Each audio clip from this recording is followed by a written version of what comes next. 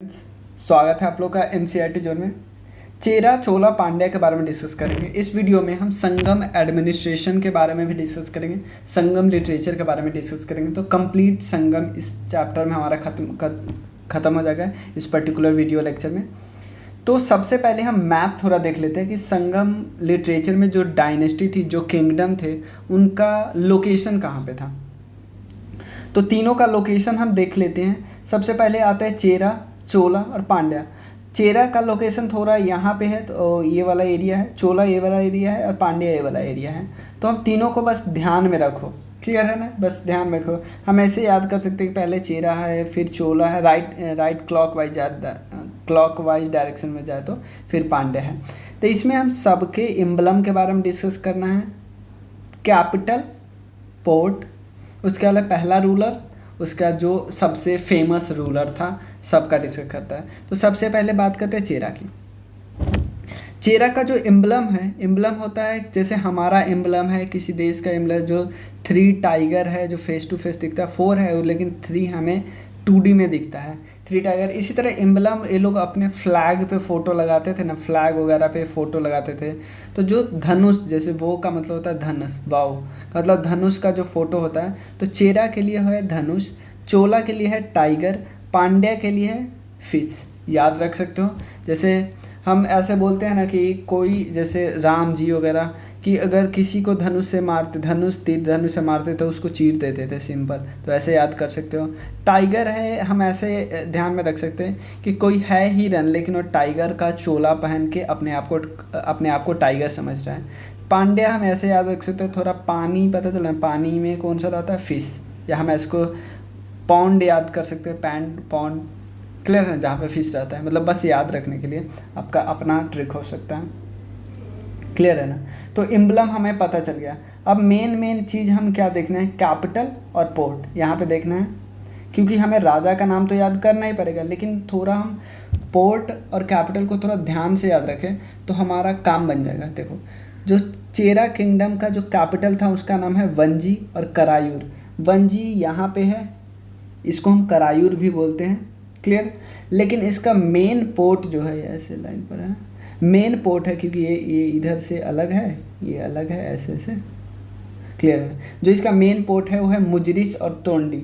मुजरिस यहाँ पे, तोंडी यहाँ पे, ये दोनों पोर्ट है। आप बता सकते हो दोनों पोर्ट किस कोस्ट पे होगा, वेस्टर्न कोस्ट पे होगा। तो सिंपल आपसे क्वेश्चन पूछ दिया कि बताइए, आपको इन 3-4 पोर्ट ऑप्शन दे दिया है, इसमें कौन सा ईस्ट कोस्ट में है। तो आपको ये तो पता है ना भाई, ये दोनों तो वेस्ट कोस्ट में है, ये दोनों तो ईस्ट कोस्ट में नहीं हो।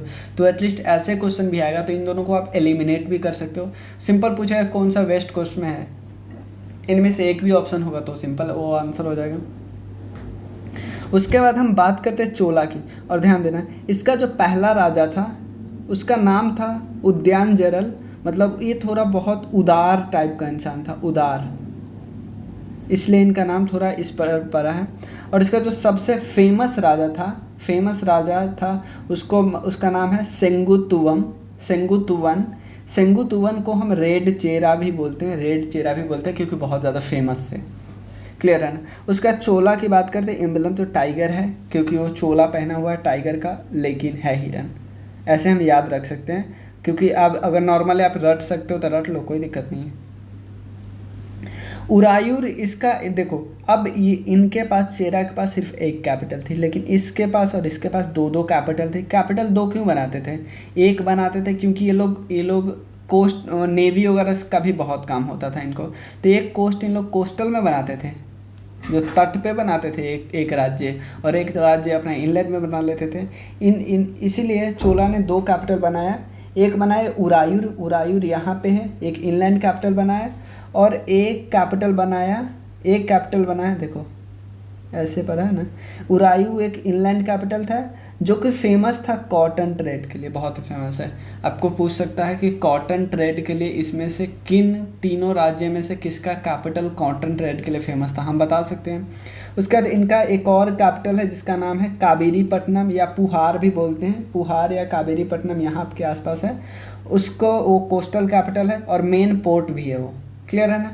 पुहार या कावेरीपट्टनम उसको बोलते थे। देखो, जो इस लैंग्वेज में पट्टिनम का मतलब ही होता है जैसे इस किंगडम में आप तीनों में पट्टिनम का मतलब ही होता है ऐसा सिटी जो कोस्ट पे हो। उसके बाद इसका जो पहला कैपिटल है इलारा, और जो इसका जो फेमस रूलर है उसका नाम है करिकला। और आपको पता है चोला डायनेस्टी को वाइप आउट किया इस एरिया में पल्लवा ने, बस ये याद रखो, हटाया। उसके बाद पांड्या है, पांड्या का क्या कौन सा है, फिश। पांड्या की भी दो कैपिटल है, एक तो इतना फेमस है मदुरई। मदुरई जो है वो, क्योंकि आपको पता है संगम में असेंबली हुआ था, तो इसका जो पहला संगम हुआ था और थर्ड संगम हुआ था, दोनों का वेन्यू कहाँ पे था, दोनों का वेन्यू मदुरई में ही था। मदुरई कुछ यहाँ पे है, जो पांड्या है ना यहाँ पे, बस यहाँ पे मदुरई, क्लियर। उसके बाद और इसका एक और देखो, इसका दो कैपिटल होता है, मैंने बताया ना, एक कैपिटल है मदुरई में जो कि इनलैंड कैपिटल है, और दूसरा कैपिटल है कोरकई या कोलछोई। ये है कैपिटल किसके लिए, कोस्टल कैपिटल है, और फेमस किसके लिए है, पर्ल्स के लिए। तो दो हमें इसमें दो चीज़ याद रखना है, एक पर्ल्स के लिए जो फेमस कैपिटल है उसका नाम है कोरकाई और कोलचोई, और जो ऊपर वाला में है चोला का एक कैपिटल है जिसका नाम है, जो फेमस है फॉर किसके लिए, कॉटन ट्रेड के लिए, उसका नाम है उरायूर। क्लियर है ना, हमने पता चल गया। इसका जो पहला राजा था, पहला राजा का नाम है मुडू कुडुनी, और इसका जो सबसे फेमस राजा है नेंदुजेलियन, इसका नाम है नेंदुजेलियन। अब मैप की ज़रूरत नहीं है, अब हम क्या करते हैं, अब एक एक करके डिस्कस कर ले रहे हैं, क्योंकि मैप ऑलरेडी हम डिस्कस कर चुके, समझ चुके आप। अब एक एक चीज़, सबसे पहले चेरा, देखो जो चीज़ मैं बता चुका हूँ दोबारा नहीं बताऊँगा। चेरा कंट्री केरला और तमिलनाडु में, आजकल के केरला और तमिलनाडु में है। वंजी इसका कैपिटल है, मुजरिस टुंडी इसका पोर्ट है, हमें बता चुका है। रोमन ने यहाँ पे दो रेजिमेंट अपना सेट किया, एक मुजरिस जो कि कहाँ पे है, मुजरिस एक पोर्ट था जो कि आइडेंटिकल भी था क्रैनगोनोर, जो कि दोनों सेम ही है, मुजरिस और इसको दोनों सेम ही है चेरा कंट्री में, पता है। इन्होंने और एक टेम्पल बनाया अगस्तस एट मुजरिस।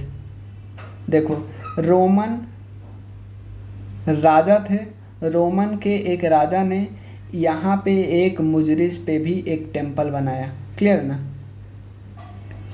उसके बाद वन ऑफ द अर्लीस्ट, और मतलब इनका जो पहला राजा था वो इतना उदार था इसलिए उनका नाम ऐसा पड़ा।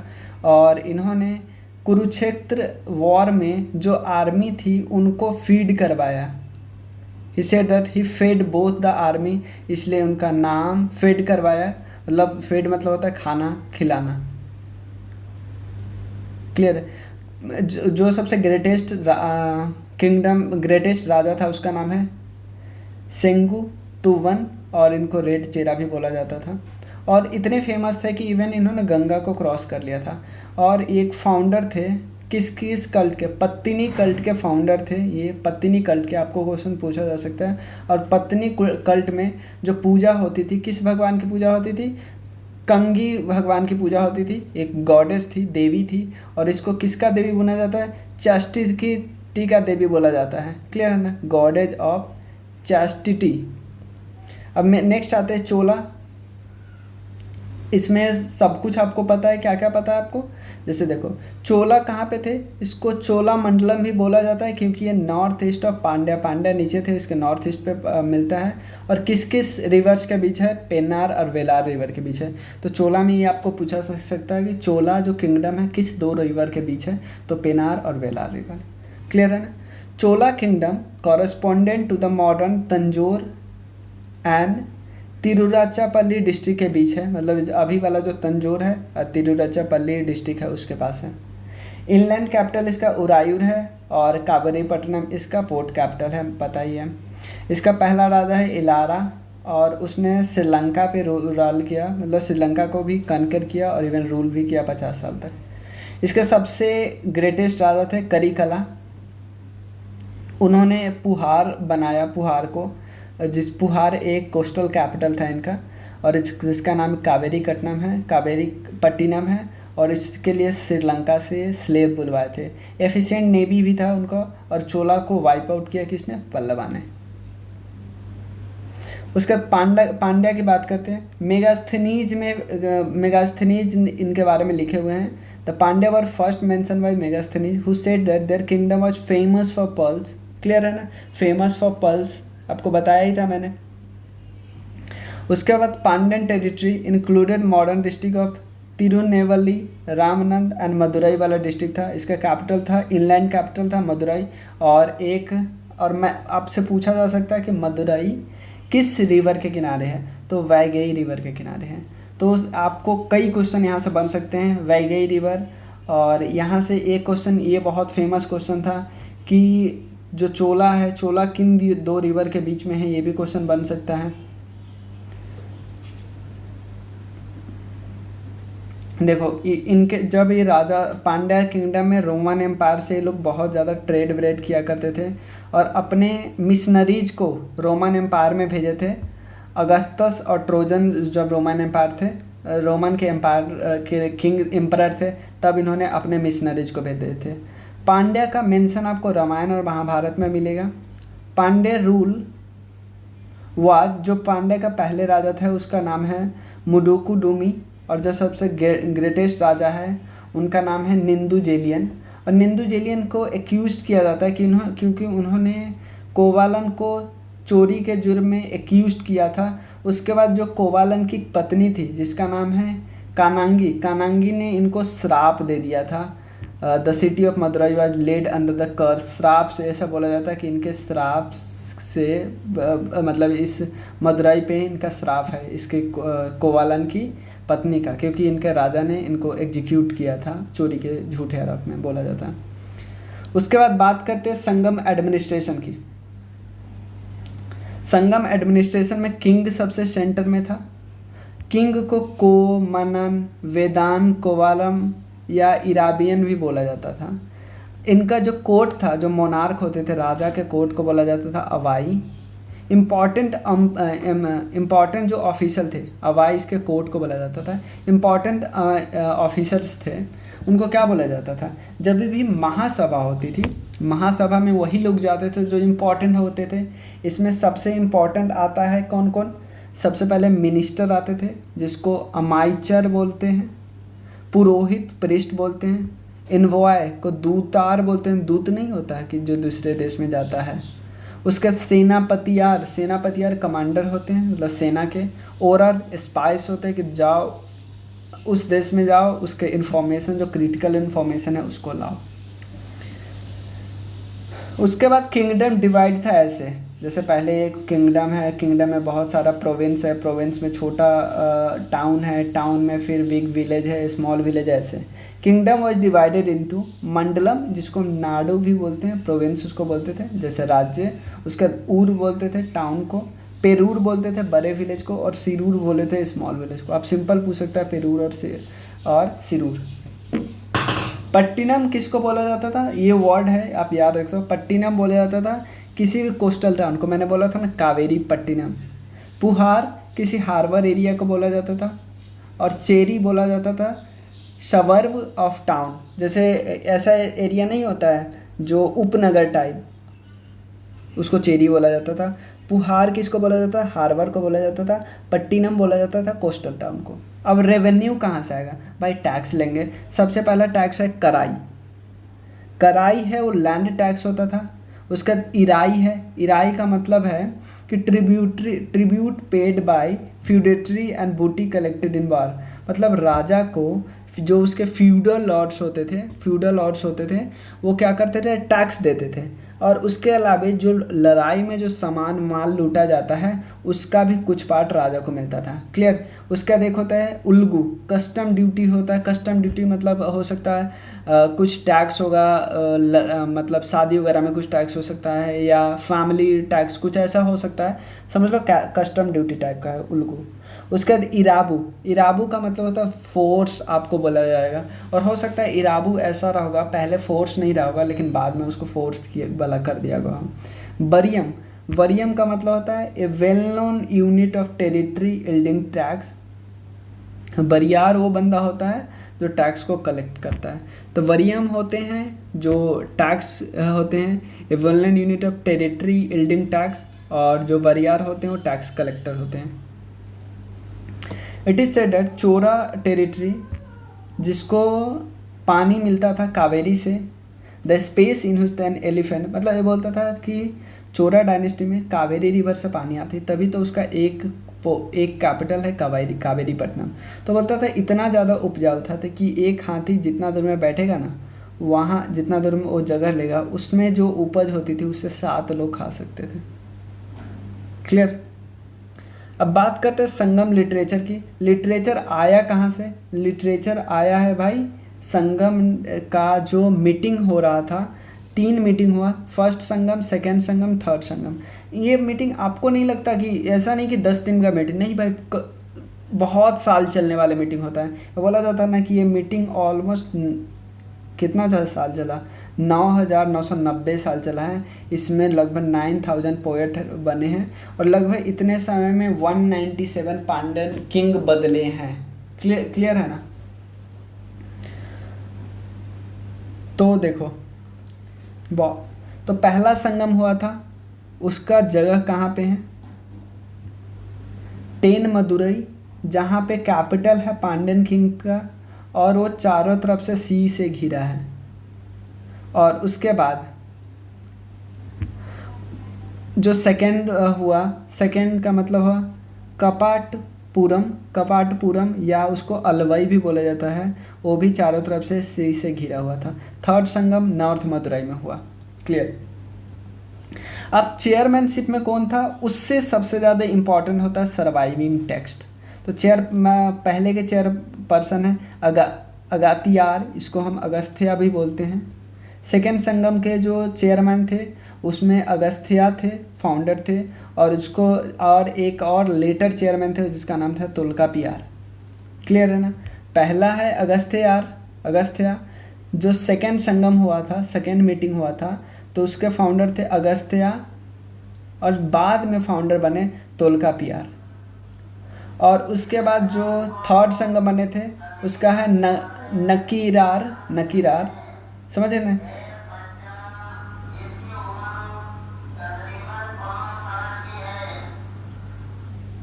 क्लियर? हमें यहाँ तक क्लियर हो गया। पहला संगम, दूसरा संगम, तीसरा संगम कहाँ कहाँ हुआ था हमें पता है। किसके चेयरमैनशिप में हुआ था? इसमें अगस्त्या के चेयरमैनशिप में हुआ।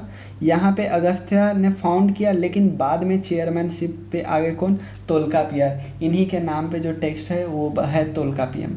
उसका जो लेटर है थर्ड जो संगम हुआ था उसका चेयरमैनशिप था नकीरार का। क्लियर है ना? तो पहले का जो देखो, पहले में कोई टेक्स्ट बहुत तो लिखा गया लेकिन कोई सर्वाइविंग नहीं था। पेट्रोन कितने पांड्यन किंग थे? 89।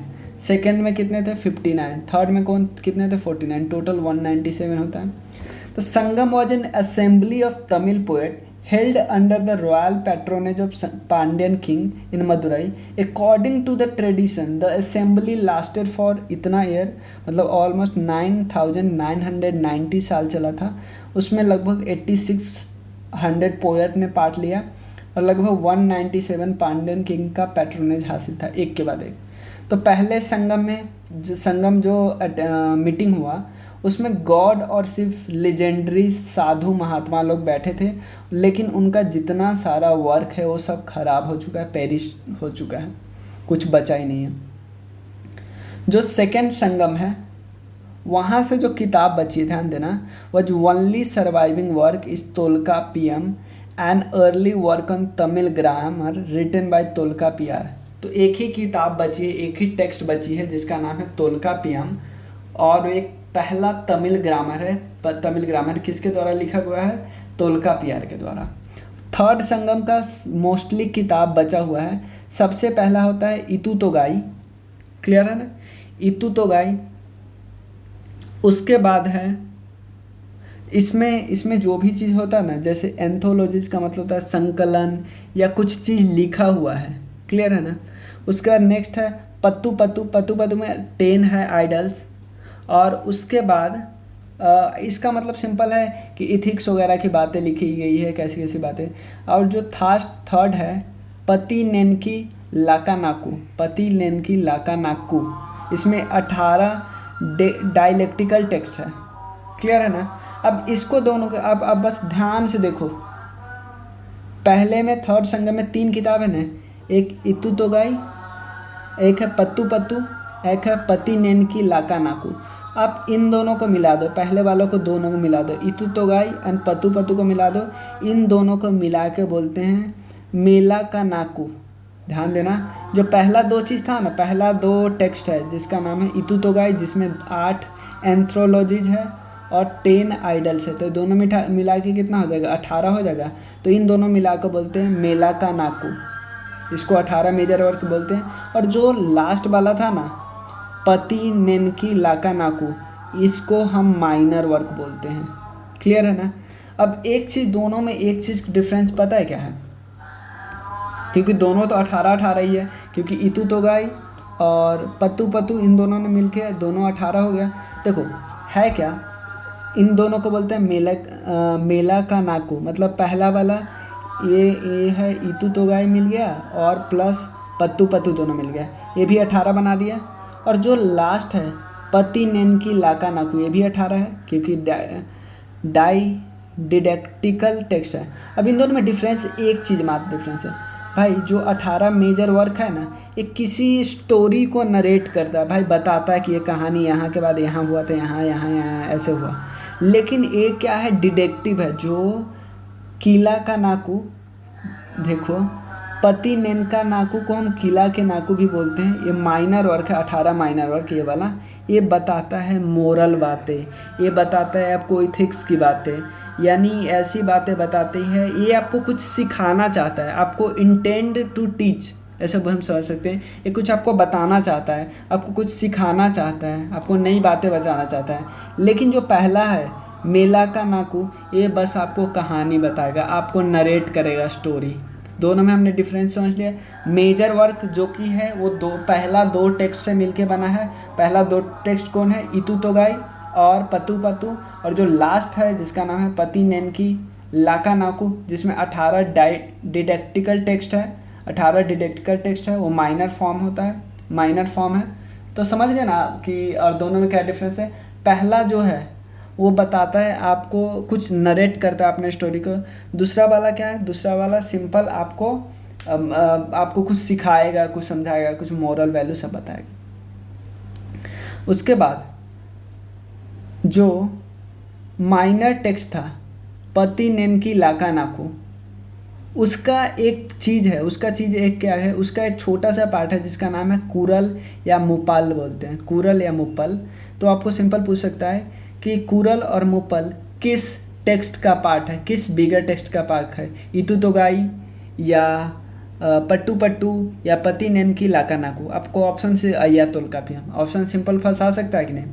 इसको लिखा गया है तिरुवल्लुवर द्वारा। एक क्वेश्चन यहाँ पे बना, कुरल या मुपल किसके द्वारा लिखा गया है, तिरुवल्लुवर के द्वारा। और इसको भाई क्या बोलते हैं, द बाइबल ऑफ तमिलनाडु, मतलब इसमें पॉलिटी, एथिक्स, सोशल नॉर्म सबके बारे में ट्रीटीज है, रूल रेगुलेशन सब कुछ लिए हैं, लिखा गया है कि भाई सोशल नॉर्म्स में, एथिक्स में ऐसे फॉलो करना चाहिए, सब कुछ लिखा हुआ है।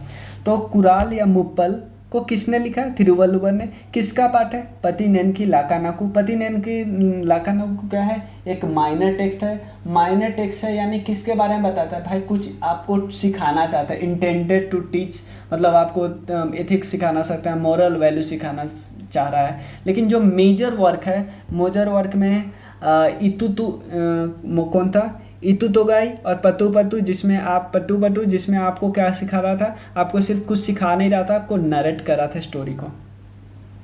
अब संगम लिटरेचर की 3 एपिक्स भी है, उन तीनों एपिक्स के बारे में आपको पता होना चाहिए। 3 एपिक्स क्या है, एक शिल्पाधिकरण, एक है मणिमेकलाई, एक है शिवागा सिंदामणि। भाई इन दोनों में क्या डिफरेंस है, इन दोनों में क्या है पता है कि ये बस इसका सिक्वल है, इसका सिक्वल ये वाला है। क्लियर है ना। आपको हमने डिस्कस किया था, एक स्टोरी डिस्कस किया था, एक स्टोरी क्या दिया डिस्कस किया था, पांड्यन किंग में कोवालन की स्टोरी, कोवालन की स्टोरी देखे थे ना। तो इस शिल्पाधिकरण में स्टोरी है the story of anklet written by Ilango Ilango Adigal लिखे हुए हैं। आपको सिंपल ये भी क्वेश्चन पूछा जा सकता है, शिल्पाधिकरण के राइटर कौन है? Ilango Adigal. It deals with the story of Kovalan and Madhavi. ध्यान देना, कावेरी पट्टनम के एक हीरो और एक हीरोइन की स्टोरी लिखी गई है, कोवालन और माधवी की।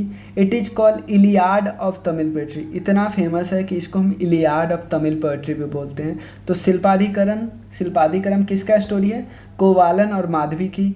और जो मणिमेकलाई है भाई, मणिमेकलाई सिंपल इसकी बेटी की स्टोरी है। देखो, written by Seethalai Sathanar. It deal with the adventurer of Manimekalai. Manimekalai किसकी बेटी है भाई? मणिमेकलाई बेटी है कोवालन और माधवी की। क्लियर है ना? तो जो मणिमेकलाई जो एपिक्स है वो स्टोरी है, और स्टोरी है एडवेंचर ऑफ मणिमेकलाई की स्टोरी है। मणिमेकलाई किसकी बेटी थी? कोवालन और माधवी की। क्लियर है ना? It is sequel of the Silappathikaram and strongly tinged with Buddhism. मतलब ये बहुत काफ़ी हद तक बुद्धिज्म से टिंक्ड थे। तो आपको मणिमेकलाई, आपको सिंपल पूछ सकता है मणिमेकलाई किस धर्म से जुड़े हुए थे, तो आपको बताना होगा कि बुद्धिज्म धर्म से जुड़े हुए थे। लास्ट में आता है शिवागा सिंधामणि। ये है जीविका। इसको लिखने वाले कौन थे? जीविका चिंतामणि, नहीं सॉरी, इसका नाम एक और है, सॉरी शिवागा सिंधामणि। इसको लिखे हुए हैं कौन, उसको बारे में देख लेते हैं। तिरुतक्रदेवस। और इसका एक और नाम है जीवाका चिंतामणि। और ये जैनिज्म से बहुत ज़्यादा ट्रिगर्ड है। एक और है एपिक्स भारतम को लिखने वाले हैं पेरू देवानर। तो भारतम। तो 4 एपिक्स हमने देख लिया। शिल्पाधिकरण स्टोरी किसका है? माधवी और कोवालन की स्टोरी है। इसको हम द स्टोरी ऑफ एनक्लेट भी बोलते हैं शिल्पाधिकरण को। आपको सिंपल पूछ सकता है द स्टोरी ऑफ एनक्लेट किस एपिक्स के बारे में बोला गया है? इसको किसने लिखा है? तो इलांगो आदिगल ने लिखा है इसको। ये भी क्वेश्चन आपको उससे पूछा जा सकता है, इलियाड ऑफ तमिल पोएट्री किसको बोलते हैं? क्लियर। देखो, इसलिए जो सब्जेक्टिव लुसेंट है वो ज़्यादा वेटर है एज कम्पेयर टू ऑब्जेक्टिव, क्योंकि आप सेम क्वेश्चन के लिए इससे आपको 5 MCQ बना के दे देगा, तो आपको लगेगा भाई 5 MCQ हो गया। लेकिन देखो ना, एक लाइन का ही तो चीज़ है ना। तो पहले आप MCQ करना पर बाद में करना। पहले आप अगर टेक्स्ट पूरा पढ़े हो तब पढ़ लो, नहीं पढ़े हो तो पूरा पढ़ लो। मणिमेकलाई किसकी स्टोरी है? मणिमेकलाई एक बेटी की स्टोरी है। किसकी बेटी? कोवालन और माधवी की बेटी की स्टोरी। क्लियर है ना? भारतम पेरू देवानर। अब जो 5 तमिल रीजन है उसका ऑक्यूपेशन क्या है और उसके इनहेबिटेंट, वो जगह कहाँ पे है? देखो, 5 तमिल रीजन है जिसका नाम है कुरिंजी, पलाई, मुलाई, मरुतम, नैतल। क्लियर है ना? 5 तमिल रीजन है। देखो, कुरिंजी किसको बोलते हैं? कुरिंजी ऐसे रीजन को बोलते हैं जो थोड़ा हिली एरिया है। एक फूल आपको मिलता है, आपको पता होगा कुरिंजी, उस फूल का नाम है जो कुरिंजी के मतलब आसपास का नाम है, क्या नाम है, और वो ऑलमोस्ट 12 साल बाद उगता है, आपको पता ही होगा। पलाई एरिड जोन का नाम है, एरिड जोन को हम पलाई बोलते हैं। मुलाई क्या होता है? पेस्टोरल ट्रैक्ट होता है जहाँ पे मतलब आपके जानवर वगैरह को चराने के लिए। मरुतम कितने होते हैं? वेटलैंड का मतलब होता है कि ऐसे जगह जहाँ पे पानी ऑलमोस्ट साल के हर दिन रहता है। नैतल किसको बोलते हैं? लिटोरल और कोस्टल रीजन में बोलते हैं। ऑक्यूपेशन क्या होता है? ऑब्वियसली हिल पे है तो आप हंटिंग गैदरिंग करेंगे, आप खेती नहीं कर सकते ना, तो आप ऑक्यूपेशन नॉर्मल आप बता ही सकते हो। कौन सा जगह कौन सा है? कुरवुर और वेतार। पलाई में आपको क्या है? एरिड जोन है। क्या करोगे? कैटल लिफ्टिंग करोगे, हाईवे रॉबरी करोगे। और इसमें इनहेबिटेंट क्या होते हैं? आइनार और मरावर। पेस्टोरल ट्रैक्ट है तो शिफ्टिंग एग्रीकल्चर होगा, एनिमल हस्बेंड्री होगा। कौन कौन लोग हैं? अय्यार और एदियार। यहाँ पे वेटलैंड है, मरुताम वेटलैंड है तो प्लाव एग्रीकल्चर होगा। उरावर और वेलावर जगह का नाम है। नैतल लिटोरल है और कोस्टल है तो फिशिंग करोगे, साल्ट को एक्सट्रैक्ट करोगे क्योंकि सी के पास हो। तो परातवर और बलायर ये सब है इनहेबिटेंट। तो ये हमारा थोड़ा लंबा से खींच गया, लेकिन ये इम्पॉर्टेंट है, मतलब काफ़ी क्वेश्चन इससे बन सकते हैं। मतलब अभी भी आप खुद सोचो कि ऑलमोस्ट इस पे 50 क्वेश्चन बनाया जा सकता है। अगर 50 क्वेश्चन आपको एमसीक्यू में दे तो खुश हो जाओगे, लेकिन सेम चीज़ आप एक बार ध्यान से देखो, एटलीस्ट आपको पीडीएफ आपके पास होगा, एटलीस्ट एक बार वीडियो देखो, एक बार उसका एक बार पीडीएफ देखो, और उसके बाद मन है तो अगर क्लियर नहीं हो रहा तो दोबारा वीडियो देखो, नहीं तो क्लियर। चलिए, थैंक यू। अगर आप इस वीडियो को लास्ट तक देख रहे हैं तो आप सर्च लिखो कमेंट में मदुरई। चलो, थैंक यू सो मच।